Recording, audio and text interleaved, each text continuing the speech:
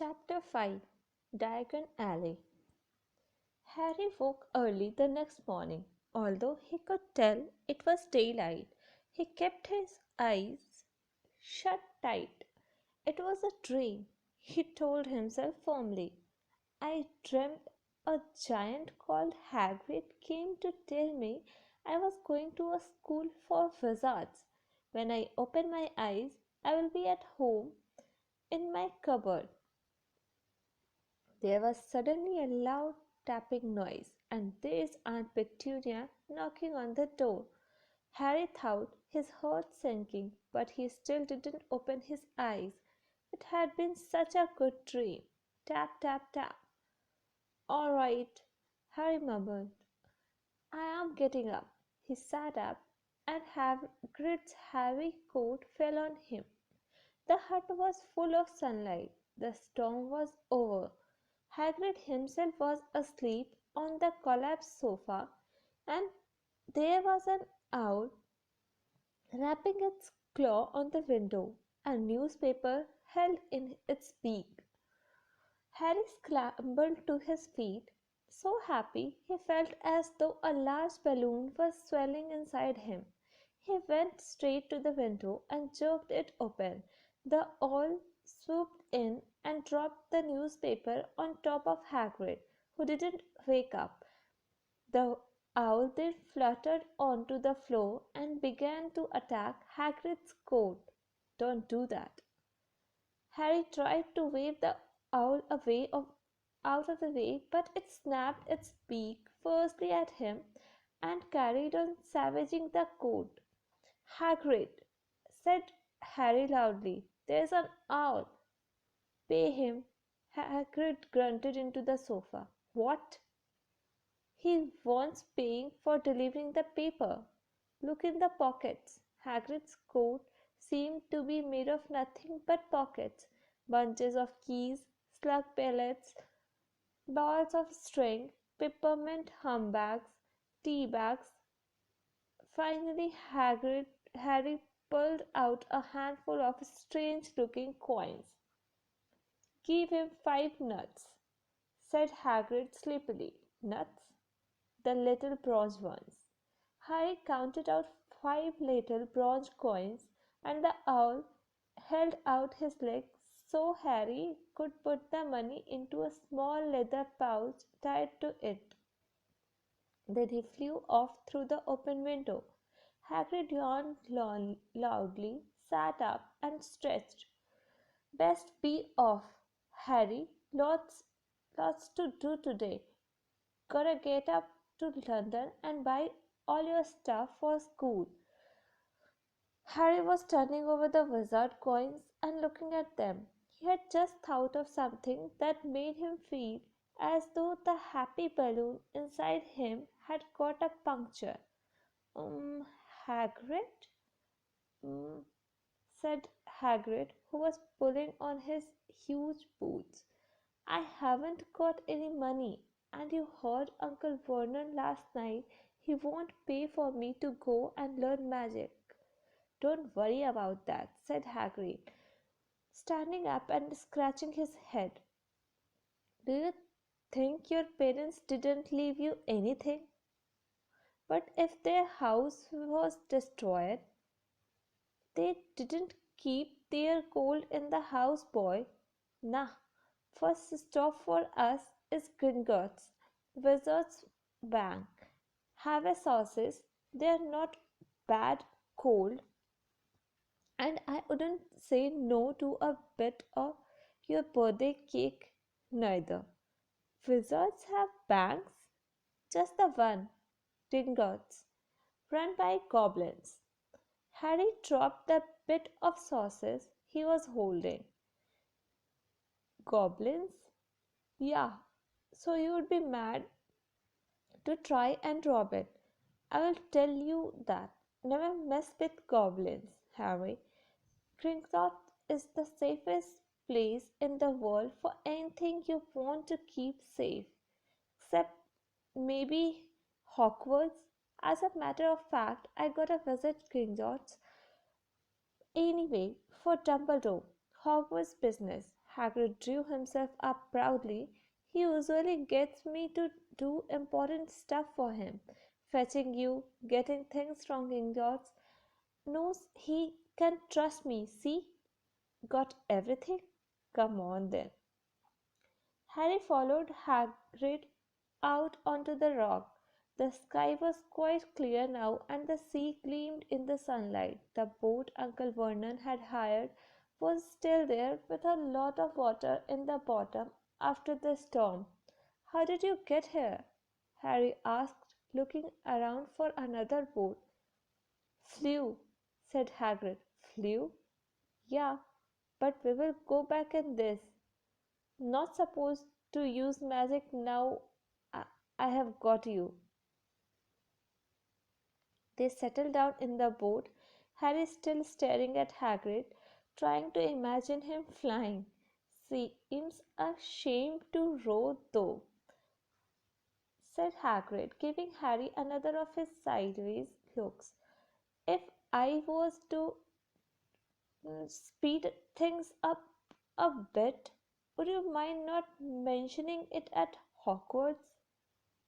Of course not, said Harry, eager to see more magic. Hagrid pulled out the pink umbrella again, tapped it twice on the side of the boat, and they sped off toward land.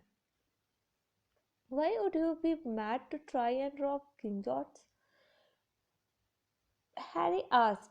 Spells, enchantments, said Hagrid, unfolding his newspaper as he spoke. They say there are dragons guarding the high security walls. And then, yeah, gotta find your way. Gringotts is hundreds of miles under London. See, deep under the underground. You die of hunger trying to get out, even if you did manage to get your hands on some map. Harry sat and thought about this while Hagrid read his newspaper, the Daily Prophet. Harry had learned from Uncle Vernon that people liked to be left alone while they did this, but it was very difficult. He had never had so many questions in his life. Ministry of Magic messing things up as usual. Hagrid muttered, turning the page. There is a Ministry of Magic? Harry asked before he could stop himself. Of course, said Hagrid. They want a Dumbledore for minister. Of course, but he'd never leave Hogwarts. So old Cornelius Fudge got the job. Bungler if ever there was one. So he pelts Dumbledore with owls every morning, asking for advice. But what does a Ministry of Magic do? Well, their main job is to keep it from the muggles that there is still witches and wizards up and down the country. Why? Why? Blaming Harry. Everyone would be wanting magic solutions to their problems. No, we are best left alone. At this moment, the boat bumped gently into the harbour wall. Hagrid folded up his newspaper and they clambered up the stone steps onto the street. Passersby stared a lot at Hagrid as they walked through the little town to the station. Harry couldn't blame them. Not only was Hagrid twice as tall as anyone else, he kept pointing at perfectly ordinary things like parking meters and saying loudly, "See that, Harry? Things these muggles dream up." Ah, Hagrid, said Harry, panting a bit as he ran to keep up. Did you say there are dragons at Gringotts? Well, so they say, said Hagrid. Cricky, I would like a dragon. You'd like one? Wanted one ever since I was a kid. Here we go. They had reached the station. There was a train to London in 5 minutes' time. Hagrid, who didn't understand Muggle money, as he called it, gave the bills to Harry so he could buy their tickets. People stared more than ever on the train. Hagrid took up two seats and sat knitting what looked like a canary yellow circus tent. "Still got your letter, Harry?" he asked as he counted stitches. Harry took the parchment envelope out of his pocket. "Good," said Hagrid. "There's a list there of everything you need." Harry unfolded a second piece of paper he hadn't noticed the night before and read, "Hogwarts School of Witchcraft and Wizardry. Uniform. First year students will require 3 sets of plain work robes, black. Second, one plain pointed hat, black, for day wear. Third, one pair of protective gloves, dragon hide or similar. Fourth, one winter cloak, black, silver fastenings. Please note that all pupils' clothes should carry name tags. Course books. All students should have a copy of each of the following: The Standard Book of Spells, Grade 1 by Miranda Goswami. A History of Magic by Bathilda Bagshot. Magical Theory by Adalbert Waffling. A Beginner's Guide to Transfiguration by Emetic Switch. 1000 Magical Herbs and Fungi by Felinda Spore. Magical Drafts and Potions by Arsenius Giger. Fantastic Beasts and Where to Find Them by Newt Scamander. The Dark Forces, A Guide to Self-Protection by Quentin Trimble. Other equipment: Wand, Cauldron, Pewters, Standard Size 2 set, Glass or Crystal Phials, Telescope set, Brass scales. Students may also bring an owl or a cat or a toad. Parents are reminded that first years are not allowed their own broomsticks. Can we buy all this in London? Harry wondered aloud. "If you know where to go," said Hagrid. Harry had never been to London before. Although Hagrid seemed to know where he was going, he was obviously not used to getting there in an ordinary way. He got stuck in the ticket barrier on the Underground and complained loudly that the seats were too small and the trains too slow. "I don't know how the Muggles manage without magic," he said as they climbed a broken down escalator that led up to a bustling road lined with shops. Hagrid was so huge that he parted the crowd easily. All Harry had to do was keep close behind him. They passed bookshops and music stores, hamburger restaurants, and cinemas, but nowhere that looked as if it could sell you a magic wand. This was just an ordinary street full of ordinary people. Could there really be piles of wizard gold buried miles beneath them? Were there really shops that sold spellbooks and broomsticks? Might this not all be some huge joke that the Dursleys had cooked up? If Harry hadn't known that the Dursleys had no sense of humor, he might have thought so. Yet somehow, even though everything Hagrid had told him so far was unbelievable, Harry couldn't help trusting him. "This is it," said Hagrid, coming to a halt. "The Leaky Cauldron. It's a famous place." It was a tiny, grubby-looking pub. If Hagrid hadn't pointed it out, Harry wouldn't have noticed it was there. The people hurrying by didn't glance at it. Their eyes slid from the big bookshop on one side to the record shop on the other, as if they couldn't see the Leaky Cauldron at all. In fact, Harry had the most peculiar feeling that only he and Hagrid could see it. Before he could mention this, Hagrid had started him inside. For a famous place, it was very dark and shabby. A few old women were sitting in a corner drinking tiny glasses of sherry. One of them was smoking a long pipe. A little man in a top hat was talking to the old bartender who was quite bald and looked like a toothless walnut. The low buzz of chatter stopped when they walked in. Everyone seemed to know Hagrid. They waved and smiled at him, and the bartender reached for a glass, saying, "The usual Hagrid. Can't Tom? I am on Hogwarts business," said Hagrid, clapping his great hand on Harry's shoulder and making Harry's knees buckle. "Good Lord," said the bartender, peering at Harry. "Is this Can this be?" The leaky cauldron had suddenly gone completely still and silent. "Bless my soul," whispered the old bartender. "Harry Potter, what an honor!" He hurried out from behind the bar, rushed toward Harry, and seized his hand, tears in his eyes. "Welcome back, Mr. Potter. Welcome back." Harry didn't know what to say.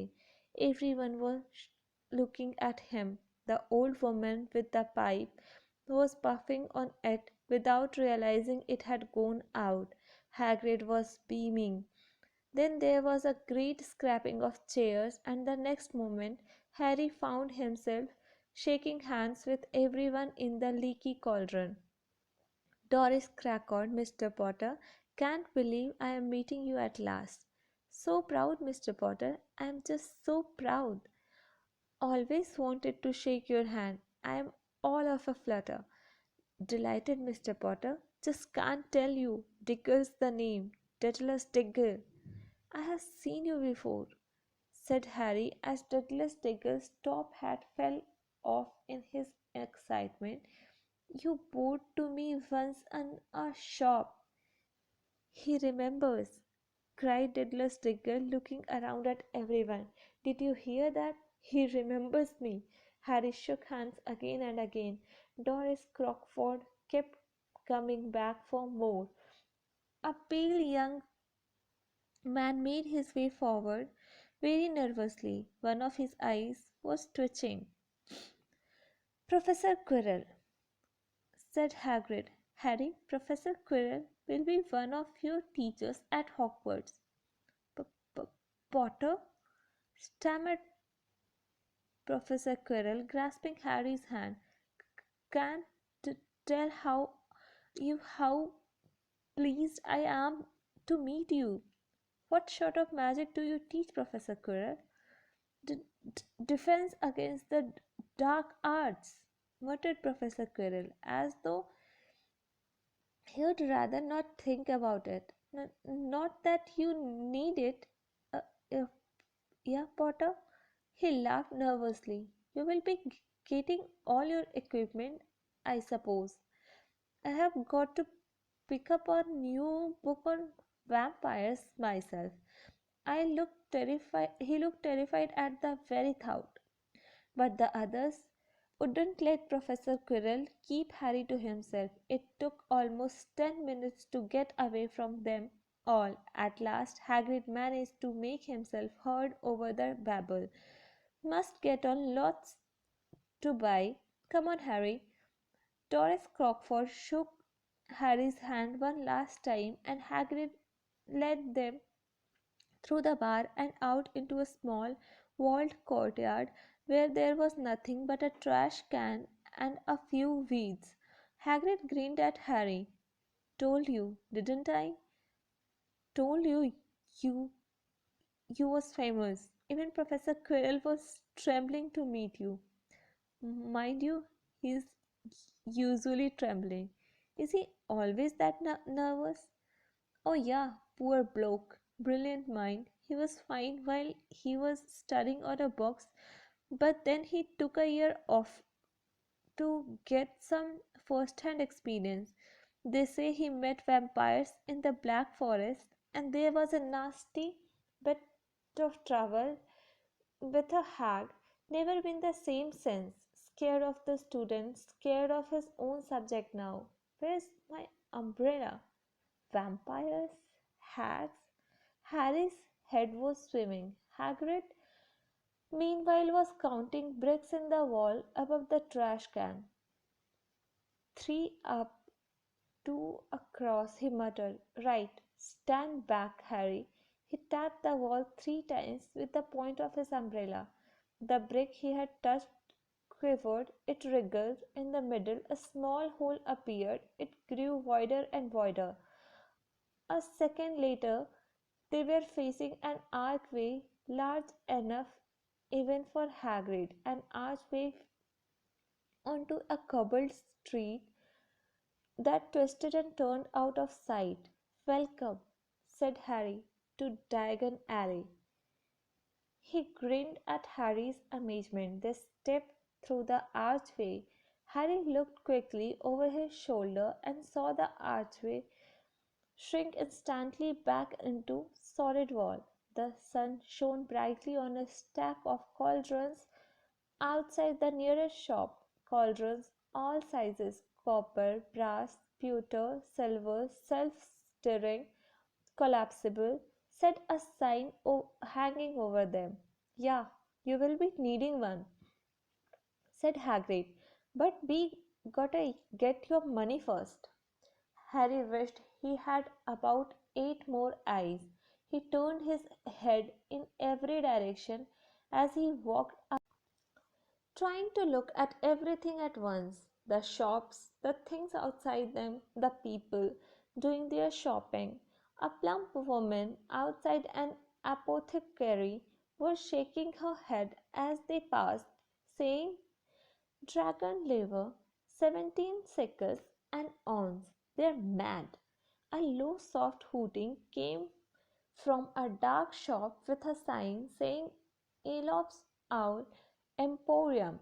Tawny, Screech, Barn, Brown, and Snowy, several boys of about Harry's age, had their noses pressed against a window with broomsticks in it. "Look," Harry heard one of them say, "the new Nimbus 2000, fastest ever." There were selling robes, shops selling telescopes and strange silver instruments Harry had never seen before, windows stacked with barrels of bat splints and eels' eyes, tottering piles of spell books, quills and rolls of parchment, potion bottles, globes of the moon, gringotts.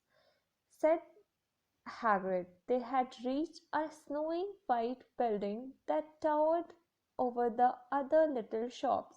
Standing beside its burnished bronze doors, wearing a uniform of scarlet and gold, was, "Yeah, that's a goblin," said Hagrid quietly as they walked up the white stone steps towards him. The goblin was about a head shorter than Harry. He had a swarthy, clever face, a pointed beard, and Harry noticed very long fingers and feet. He bowed as they walked inside. Now they were facing a second pair of doors, silver this time, with words engraved upon them. "Enter, stranger, but take heed of what awaits the sign of greed. For those who take but do not earn must pay most dearly in their turn. So if you seek beneath our floors a treasure that was never yours, thief, you have been warned, beware of learning more than treasure here there. Like I said, you'd be mad to try and rob rob it," said Hagrid. A pair of goblins bowed them through the silver doors, and they were in a vast marble hall. After about 100 more goblins were sitting on high stools behind a long counter, scribbling in large ledgers, weighing coins in brass scales, examining precious stones through eyeglasses. There were too many doors to count leading off the hall, and yet more goblins were showing people in and out of these. Hagrid and Harry made for the counter. "Morning," said Hagrid to a free goblin. "We have come to take some money out of Mr. Harry Potter's safe." "You have his key, sir?" "Got it here somewhere." said Hagrid, and he started emptying his pockets onto the counter, scattering a handful of moldy dog biscuits over the goblin's book of numbers. The goblin wrinkled his nose. Harry watched the goblin on their right weighing a pile of rubies as big as glowing coals. Got it, said Hagrid at last, holding up a teeny golden key. The goblin looked at it closely. That seems to be in order. And I have also got a letter here from Professor Dumbledore, said Hagrid importantly, throwing out his chest. It's about the you know what in Vault 713. The goblin read the letter carefully. Very well, he said, handing it back to Hagrid. I will have someone take you down the both walls. Griphook. Griphook was yet another goblin. Once Hagrid had crammed all the dog biscuits back inside his pocket, he and Harry followed Griphook toward one of the doors leading off the hall. What's the you know what in Vault 713? Harry asked. Can't tell you that, said Hagrid mysteriously. Very secret. Hogwarts business. Dumbledore has trusted me more as my job is worth to tell you that. Griphook held the door open for them. Harry, who had expected more marvel, was surprised. They were in a narrow stone passageway lit with flaming torches. It sloped steeply downward, and there was little railway tracks on the floor. Griphook whistled, and a small cart came hurtling up the tracks toward them. They climbed in, Hagrid with some difficulty, and were off. At first, they just hurtled through a maze of twisting passages. Harry tried to remember left, right, left, middle fork, right, left, but it was impossible. The rattling cart seemed to know its own way because Griphook wasn't steering. Harry's eyes stung as the cold air rushed past them. But he kept them wide open. Once he thought he saw a burst of fire at the end of a passage and twisted around to see if it was a dragon, but too late. They plunged even deeper, passing an underground lake when huge stalactites and stalagmites grew from the ceiling and floor. I never know, Harry called to Hagrid over the noise of the cart. What's the difference between a stalagmite and a stalactite? Stalagmite has got an M in it, said Hagrid. And don't ask me questions just now. I think I am gonna be sick. He did look very green, and when the cart stopped at last beside a small door in the passage wall, Hagrid got out and had to lean against the wall to stop his knees from trembling. Griphook unlocked the door. A lot of green smoke came billowing out, and as it cleared, Harry gasped. Inside were mounds of gold coins, columns of silver, heaps of little bronze nuts. All yours, smiled Hagrid. All Harry's? It was incredible. The Dursleys couldn't have known about this, or they would have had it from him faster than blinking. How often had they complained how much Harry caused them to keep? And all the time they had been a small fortune belonging to him, buried deep under London. Hagrid helped Harry pile some of it into a bag. The gold ones are galleons, he explained. 17 silver sickles to a galleon and 29 nuts to a sickle. It's easy enough, right? That should be enough for a couple of terms. We will keep the rest safe for you. He turned to Griphook. Vault 713 now, please. And can we go more slowly? One speed only, said Griphook. They were going even deeper now and gathering speed. The air became colder and colder as they hurtled around tight corners. They went rattling over an underground ravine, and Harry leaned over the side to try to see what was down at the dark bottom, but Hagrid groaned and pulled him back by the scruff on his neck. Vault 713 had no keyhole. "Stand back," said Griphook importantly. He stroked the door gently with one of his long fingers, and it simply melted away. If anyone but a Gringotts goblin tried that, they would be sucked through the door and trapped in there, said Griphook. "How often do you check to see if anyone is inside?" Harry asked. "About once every 10 years," said Griphook with a rather nasty grin.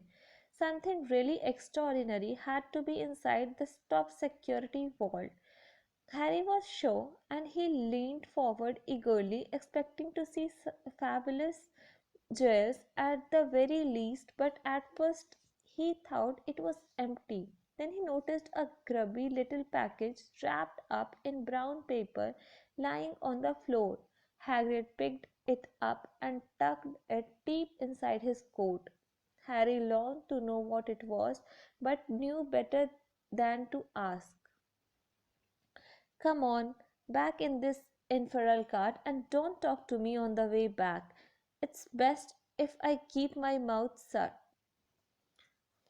said Hagrid. One wild cart ride later, they stood blinking in the sunlight outside Gringotts. Harry didn't know where to run first now that he had a bag full of money. He didn't have to know how many galleons there were to a pound to know that he was holding more money than he would had in his whole life, more money than even Dudley had ever had. "Might as well get your uniform," said Hagrid, nodding toward Madame Malkin's robes for all occasions. "Listen, Harry, would you mind if I slipped off for a pick-me-up in the leaky cauldron? I hate them Gringotts cards." He did still look a bit sick, so Harry entered Madame Malkin's shop alone, feeling nervous. Madame Malkin was a squat, smiling witch dressed in mauve. "Hogwarts, dear?" said she said. When Harry started to speak, "Got the lot here. Another young man being fitted up just now. In fact, in the back of the shop, a boy with a pale, pointed face was standing on a footstool with a second witch pinned up his long black robes." Madame Malkin stood Harry on a stool next to him, slipped a long robe over his head, and began to pin it to the right length. "Hello," said the boy. "Hogwarts too?" "Yes," said Harry. "My father's next door buying my books, and mother is up the street looking at Vans," said the boy. He had a bored, drawling voice. "Then I am going to drag them off to look at racing brooms. I don't see why first years can't have their own. I think I'll bully father into getting me one, and I will smuggle it in somehow." Harry was strongly reminded of Dudley. "Have you got your own broom?" the boy went on. "No," said Harry. "Play Quidditch at all?" "No," Harry said again, wondering what on earth Quidditch could be. "I do. Father says it's a crime if I am not picked to play for my house, and I must say I agree. Know what house you will be in yet?" "No," Harry said, feeling more stupid by the minute.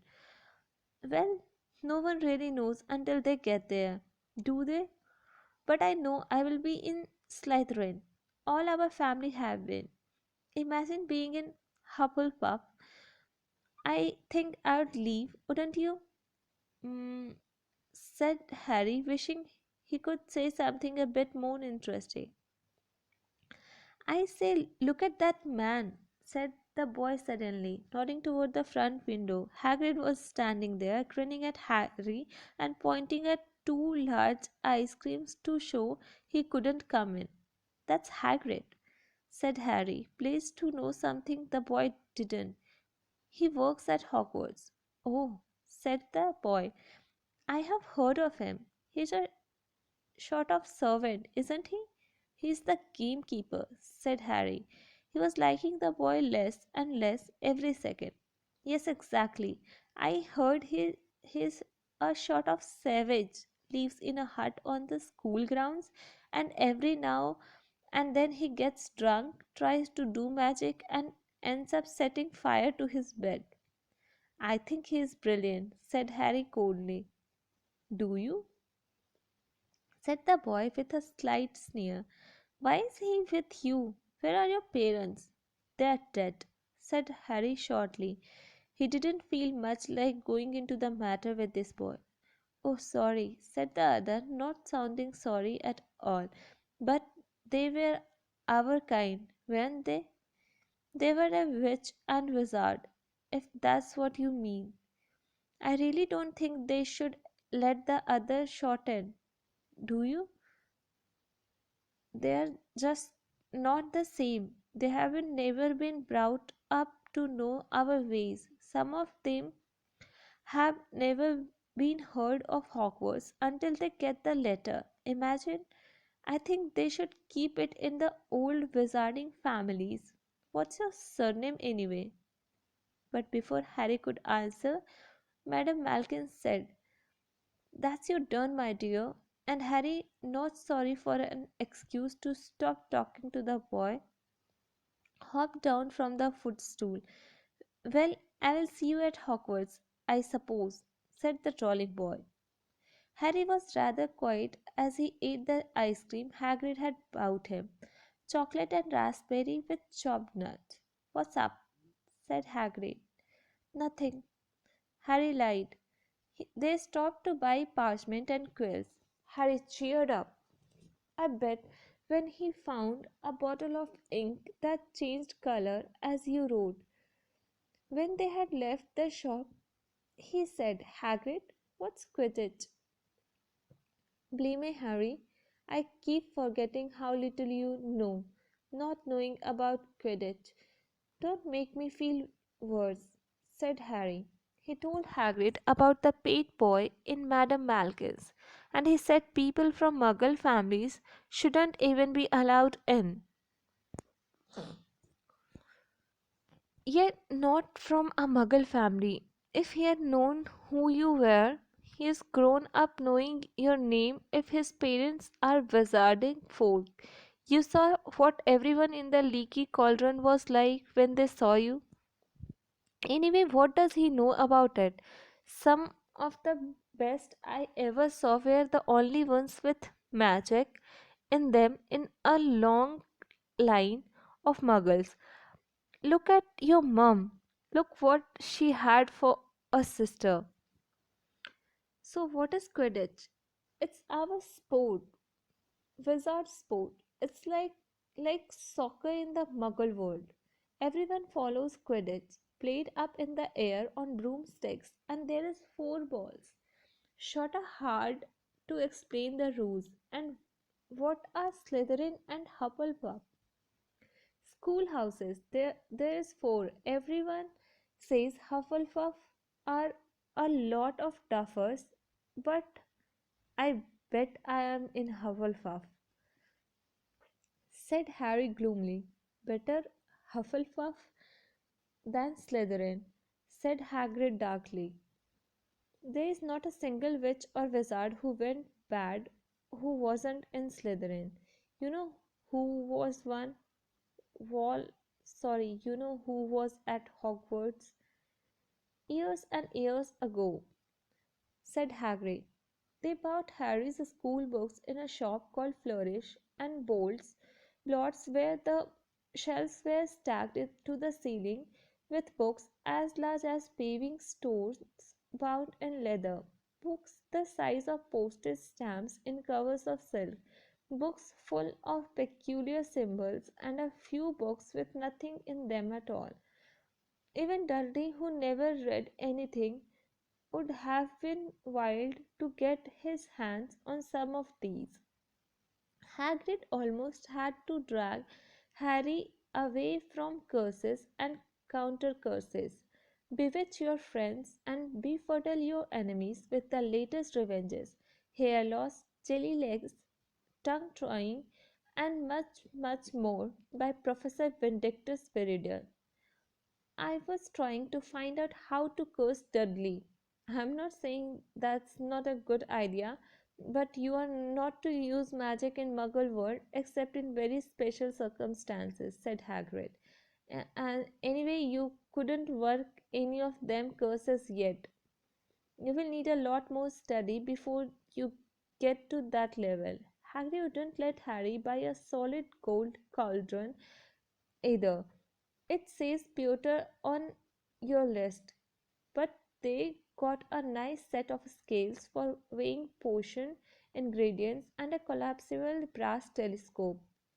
Then they visited the apothecary, which was fascinating enough to make up for its horrible smell, a mixture of bad eggs and rotted cabbages.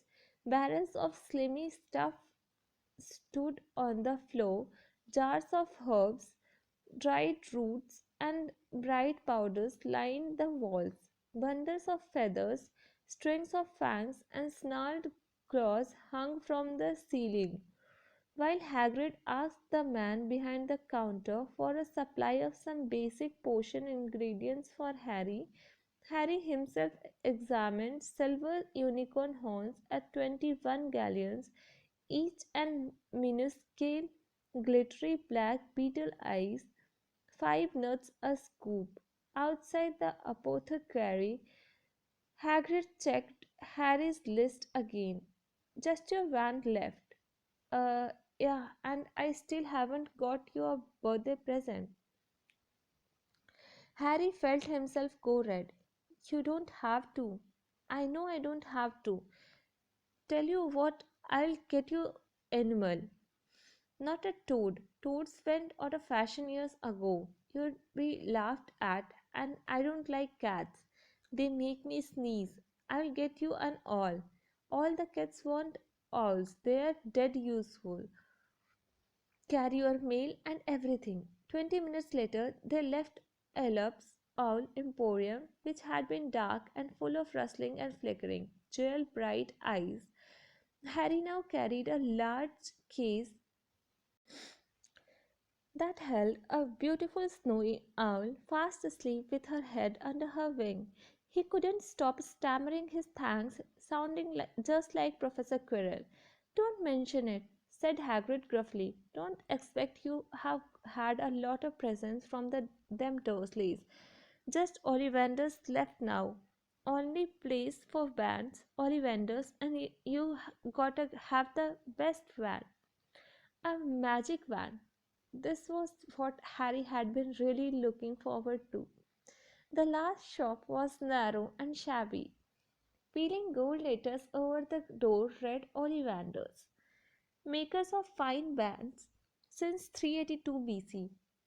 A single wand lay on a faded purple cushion in the dusty window. A tinkling bell rang somewhere in the depths of the shop as they stepped inside. It was a teeny place, empty except for a single spindly chair that Hagrid sat on to wait.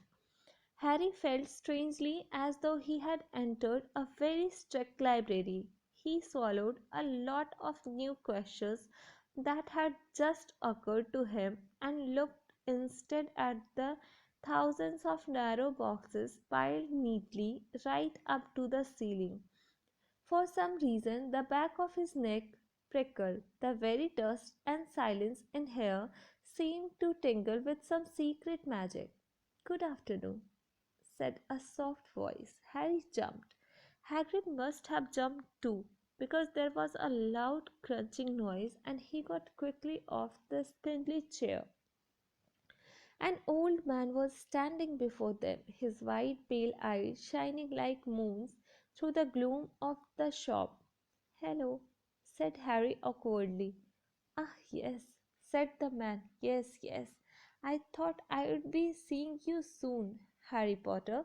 It wasn't a question.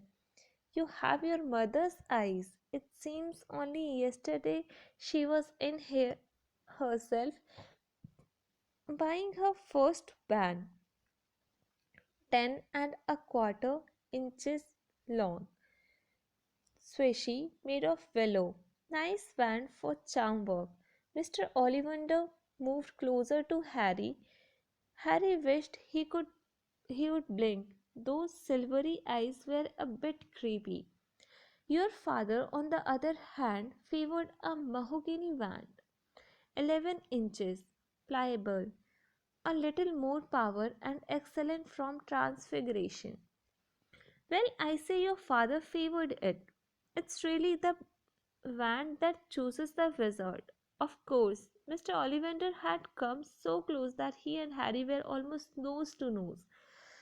Harry could see himself reflected in those misty eyes, and that's where Mr. Ollivander touched the lightning scar on Harry's forehead with a long white finger. "I'm sorry to say I sold the van that did it," he said softly. 13 1/2 inches. You powerful ban. Very, very powerful. And in the wrong hands. Well, if I had known what that wand was going out into the world to do. He shook his head, and then, to Harry's relief, spotted Hagrid. Rubius Hagrid, how nice to see you again. O- Oak, 16 inches. Rather bendy, wasn't it?" "It was, sir." "Yes," said Hagrid. "Good one, that one. But I suppose they snapped it in half when you got expelled," said Mr. Ollivander, suddenly stern. Yes, they did, yes," said Hagrid, shuffling his feet. "I have still got the pieces, though," he added brightly. "But you don't use them," said Mr. Ollivander sharply. "Oh, no," said Hagrid quickly. Harry noticed he gripped his pink umbrella very tightly as he spoke. Said Mr. Ollivander, giving Hagrid a piercing look. "Well, now, Mr. Potter, let me see." He pulled a long tape measure with silver markings out of his pocket. "Which is your wand arm?" Well, I am right-handed," said Harry. "Hold out your arm. That's it." He measured Harry from shoulder to finger, then wrist to elbow, shoulder to floor, knee to armpit, and round his head. As he measured, he said, "Every Ollivander wand has a core of a powerful magical substance, Mr. Potter. We use unicorn hairs, phoenix tail feathers, and the heartstrings of dragons. No two Ollivander wands are the same, just as no two unicorns, dragons, or phoenixes are quite the same. And of course, you will never get such good results with another wizard's wand." Harry suddenly realized that the tape measure, which was measuring between his nostrils, was doing this on its own. Mr. Ollivander was flitting around the shelves, taking down boxes. "That will do," he said, and the tape measure crumbled into a heap on the floor. "Right then, Mr. Potter, try this one.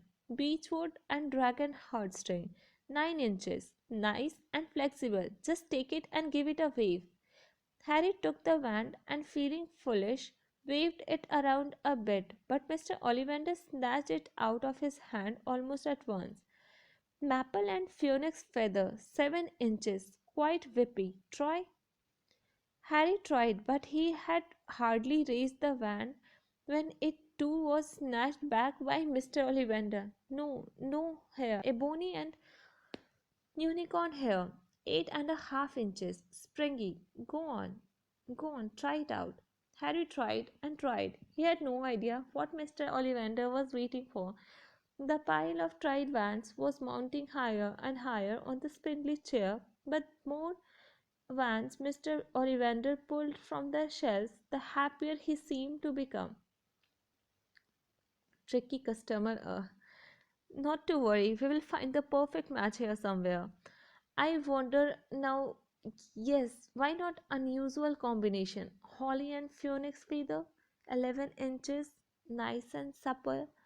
Harry took the wand. He felt a sudden warmth in his fingers. He raised the wand above his head, brought it swishing down through the dusty air, and a stream of red and gold sparks shot from the end like a firework, throwing dancing spots of light onto the walls. Hagrid whooped and clapped, and Mr. Ollivander cried, "Oh, bravo!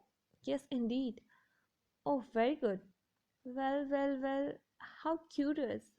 How very curious!"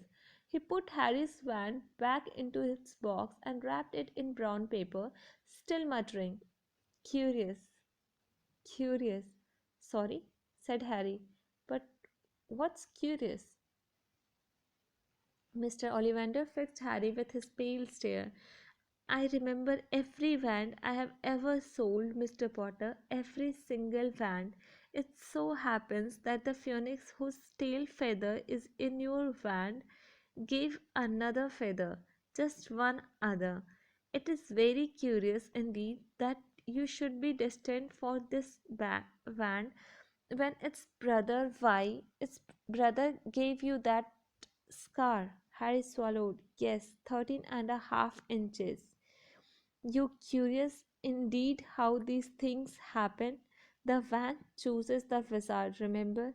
I think we must expect great things from you, Mr. Potter. After all, he who must know not be named did great things. Terrible, yes, but great." Harry shivered. He wasn't sure he liked Mr. Ollivander too much. He paid 7 gold galleons for his wand, and Mr. Ollivander bought them from his shop. The late afternoon sun hung low in the sky as Harry and Hagrid made their way back down Diagon Alley, back through the wall, back through the leaky cauldron, now empty. Harry didn't speak at all as they walked down the road. He didn't even notice how much people were gawking at them on the underground, laden as they were with all their funny shaped packages, with the snowy owl asleep in its cage on Harry's lap. Up another escalator, out into Paddington Station. Harry only realized where they were when Hagrid tapped him on the shoulder. "Got time for a bite to eat before your train leaves?" he said. He bought Harry a hamburger and they sat down on the plastic seats to eat them. Harry kept looking around. Everything looked so strange somehow. "You all right, Harry? You're very quiet," said Hagrid. Harry wasn't sure he could explain. He just had the best birthday of his life, and yet he chewed his hamburger trying to find the words. "Everyone thinks I am special," he said at last. "All those people in the leaky cauldron, Professor Quirrell, Mr. Ollivander, but I don't know anything about magic at all. How can they expect great things? I am famous, and I can't even remember what I am famous for. I don't know what happened when I mean the night my parents died." Hagrid leaned across the table. Behind the wild beard and eyebrows, he wore a very kind smile. "Don't you worry, Harry. You will learn fast enough. Everyone starts at the beginning at Hogwarts. You will be just fine. Just be yourself. I know it's hard.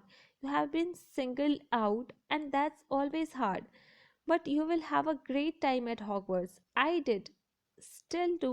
Small of fact." Hagrid helped Harry onto the train that would take him back to the Dursleys, then handed him an envelope. "Your ticket for Hogwarts," he said. "First of, of September, King's Cross. It's all on your ticket. Any problems with the Dursleys, send me a letter with you all. She will know where to find me. See you soon, Harry." The train pulled out of the station. Harry wanted to watch Hagrid until he was out of sight. He rose in his seat and pressed his long nose against the window, but he blinked and Hagrid had gone.